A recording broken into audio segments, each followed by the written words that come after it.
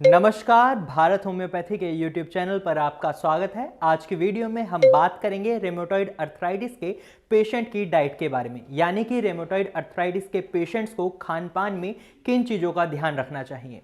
लेकिन इससे पहले मैं आपके साथ एक बात शेयर करना चाहता हूं। जब रेमेटॉइड अर्थराइटिस के पेशेंट्स हमारे पास यानी भारत होम्योपैथी में आते हैं तो उनसे जब हमारे डॉक्टर्स बात करते हैं तो हमें पता चलता है उन्हें पहले से ही किसी ने डाइट की सलाह दे रखी होती है, उन्हें बहुत सारी चीज़ों को खाने के लिए मना किया गया होता है और वो उस डाइट को फॉलो कर रहे होते हैं। लेकिन जब पेशेंट ऐसी डाइट लंबे टाइम तक फॉलो करते हैं तो होता क्या है, उनमें बहुत सारे विटामिन, मिनरल्स और पोषक तत्वों की कमी आ जाती है। इसलिए ऐसे में उन्हें एक सही डाइट की जानकारी होना बहुत जरूरी हो जाता है ताकि उनके शरीर में किसी भी पोषक तत्व की कमी ना आए और साथ ही वो रेमेटॉइड अर्थराइटिस की वजह से होने वाली परेशानियों से भी जल्दी छुटकारा पा लें।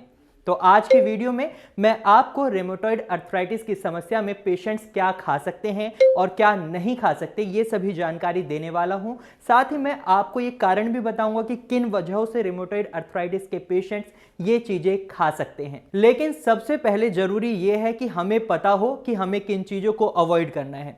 इस बीमारी के अंदर हमें ज़्यादा चिकनाई वाली चीज़ें, ज़्यादा मीठी चीज़ें और प्रोसेस्ड फूड को बिल्कुल अवॉइड करना है, यानी कि ज़्यादा तला हुआ, ज़्यादा घी बटर वाला खाना जैसे कि समोसे हो गए, किसी भी तरह के पकौड़े हो गए, पराठे हो गए या किसी भी तरह की तली हुई चीज़ें हो गई, आपको ये सभी चीज़ें अवॉइड करनी है।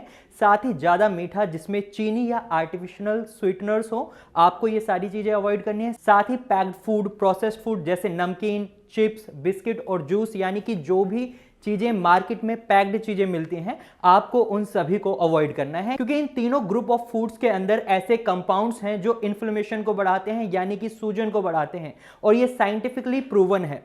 आप में से भी कई लोगों ने महसूस किया होगा, अगर किसी दिन आप ज़्यादा तली हुई चीज़ें खा लेते हैं या ज़्यादा मीठा खा लेते हैं तो अगले दिन आपके जोड़ों में दर्द और अकड़न बढ़ जाती है। तो इसलिए इन तीनों ग्रुप ऑफ फूड्स को अवॉइड करना बहुत ज़रूरी हो जाता है। अगर आप एक अर्थराइटिस के पेशेंट्स हैं तो आपको इन तीनों ग्रुप ऑफ फूड्स को बिल्कुल अवॉइड करना है। अब सवाल आता है, किन चीज़ों को रेमेटॉइड अर्थराइटिस के पेशेंट्स अपनी डाइट में शामिल कर सकते हैं। इसका सिंपल सा जवाब है, जो भी फ्रेश और नेचुरल चीज़ें हैं उन्हें पेशेंट अपनी डाइट में शामिल कर सकते हैं।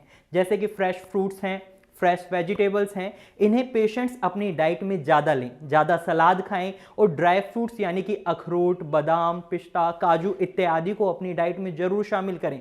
अगर आप अलग अलग तरह के फल खाते हैं तो आपको अलग अलग तरह की पिगमेंट्स मिल सकती हैं जो कि एंटीऑक्सीडेंट और एंटी इन्फ्लेमेटरी होती हैं। आप में से कई लोगों ने ओमेगा 3 फैटी एसिड के बारे में सुना होगा। तो omega 3 fatty acid naturally anti inflammatory है, यानी कि नेचुरली सूजन कम करने में काफ़ी यूजफुल है।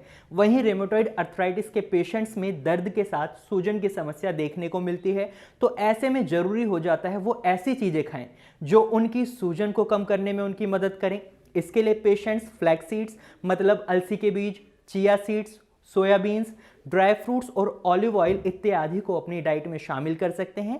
इन सभी चीज़ों में ओमेगा 3 फैटी एसिड काफ़ी अच्छी अमाउंट में होता है। और अगर हम नॉन वेज डाइट की बात करें, अगर आप एक नॉन वेजिटेरियन हैं तो आप फिश को अपनी डाइट में इंक्लूड कर सकते हैं। फिश में भी काफ़ी अच्छी अमाउंट में ओमेगा 3 फैटी एसिड अवेलेबल है। अगर आप इन चीज़ों को अपनी डाइट में शामिल करते हैं या अपनी डाइट में जोड़ते हैं तो इससे आपकी इन्फ्लेमेशन कम होगी, आपकी सूजन कम होगी। इसके साथ एक पर्सनलाइज्ड अप्रोच भी बहुत ज़रूरी है, यानी कि आपको खुद पहचानना होगा कि कौन सी चीज़ें आपका दर्द या सूजन बढ़ाती हैं। एग्जाम्पल के लिए कुछ लोग बोलते हैं उन्हें दूध पीने से बहुत तकलीफ होती है, उनकी सूजन बढ़ जाती है, उनके जोड़ों में दर्द होने लग जाता है। वहीं बाकी कुछ लोग ऐसा भी बोलते हैं कि उन्हें दूध पीने से कोई दिक्कत ही नहीं होती। तो जिन पेशेंट्स को दूध पीने से दिक्कत नहीं है तो वो दूध पीना क्यों छोड़ें। ऐसा कोई साइंटिफिक डाटा अवेलेबल नहीं है जो बोले अर्थराइटिस के लिए दूध खराब है या अच्छा है। अगर आपकी बॉडी दूध को सूट नहीं करती तो आप इसे छोड़ दें, और अगर आपकी बॉडी दूध को सूट कर लेती है तो आप दूध पिएं, क्योंकि अगर आप दूध पीते हैं तो आपको उसके फायदे भी मिलेंगे। जो भी पोषक तत्व दूध में होते हैं वो आपकी बॉडी को मिलेंगे।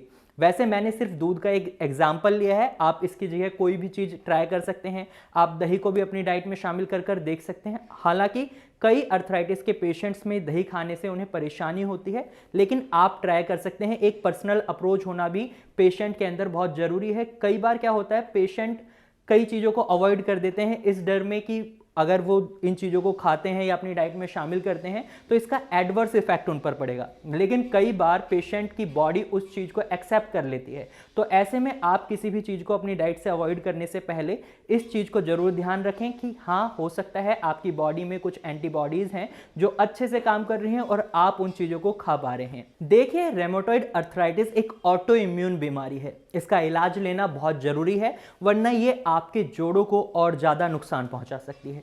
कई लोग सोच रहे होंगे हम तो ये डाइट फॉलो करके ठीक हो जाएंगे, तो मैं आपको बता दूं ऐसा बिल्कुल भी नहीं हो सकता।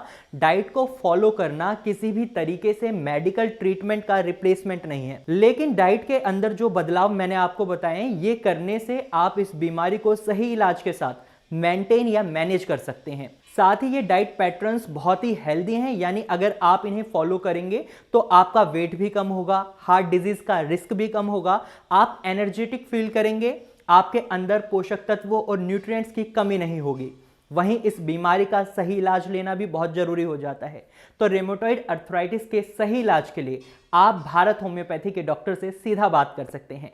आप नीचे दिए गए नंबर पर सीधा कॉल कर हमारे डॉक्टर से सवाल पूछ सकते हैं। यहां आपको फ्री ऑफ कॉस्ट कंसल्टेशन दिया जा रहा है, तो देर ना करें, सीधा कॉल करें और जल्द से जल्द अपनी समस्या का इलाज लें, क्योंकि ये बीमारी बहुत खतरनाक बीमारी है। ये आगे चलकर आपके लिए बहुत ज़्यादा खतरा बना सकती है। तो आज की वीडियो में सिर्फ इतना ही। अगर आपको हमारी वीडियो अच्छी लगी है तो आप इसे लाइक करें, साथ ही इसे अपने दोस्तों और रिश्तेदारों के साथ शेयर करना बिल्कुल भी ना भूलें। और अगर आप ऐसे ही इंफॉर्मेशनल वीडियोस और देखना चाहते हैं तो अभी हमारे चैनल को सब्सक्राइब करें। Thank you for watching.